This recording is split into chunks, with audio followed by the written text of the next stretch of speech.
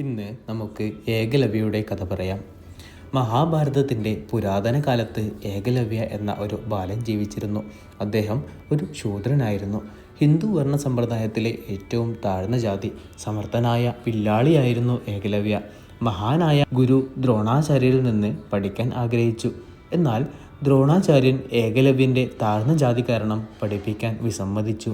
നിരാശനാകാതെ ഏകലവ്യ സ്വയം പഠിക്കാൻ തീരുമാനിച്ചു. ദ്രോണാചാര്യരുടെ ഒരു കളിമൺ വിഗ്രഹം സൃഷ്ടിച്ച് അതിനു മുന്നിൽ അമ്പെയ്ത് അഭ്യസിച്ചു.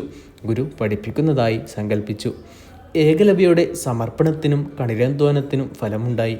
ക്ഷത്രിയ രാജകുമാരനായ അർജുനൻ ഉൾപ്പെടെയുള്ള ദ്രോണാചാര്യരുടെ മറ്റു വിദ്യാർത്ഥികളുടെ കഴിവുകളെ പോലും മറികടന്ന് അദ്ദേഹം ഉടൻ തന്നെ ഒരു വിദഗ്ധനായ വില്ലാളിയായി മാറി. ഒരു ദിവസം ദ്രോണാചാര്യരും അദ്ദേഹത്തിൻ്റെ വിദ്യാർത്ഥികളും വേട്ടയാടാൻ പുറപ്പെടുമ്പോൾ ഏകലവ്യ അമ്പെയ്ത് അഭ്യസിക്കുന്നത് കണ്ടു. ഏകലവ്യയുടെ കഴിവുകളിൽ ദ്രോണാചാര്യ മതിപ്പുളവാക്കിയെങ്കിലും ഒരു ശൂദ്രൻ സ്വന്തം വിദ്യാർത്ഥികളെ മറികടന്നു എന്ന ആശങ്കയും ഉണ്ടായിരുന്നു. ദ്രോണാചാര്യൻ ഏകലവ്യനോട് തൻ്റെ ഗുരു ആരാണെന്ന് ചോദിച്ചു. ഏകലവ്യൻ കളിമൺ വിഗ്രഹം കാണിച്ചു. ദ്രോണാചാര്യൻ ഭയന്നു വിറച്ചു. താൻ ഏകലവ്യനെ പഠിപ്പിച്ചിട്ടില്ലെങ്കിലും അവനെ പഠിപ്പിക്കുന്നതിനുള്ള കൂലിയായി ഏകലവ്യനോട് തൻ്റെ വലതു തള്ളവിരൽ നൽകണമെന്ന് ആവശ്യപ്പെട്ടു.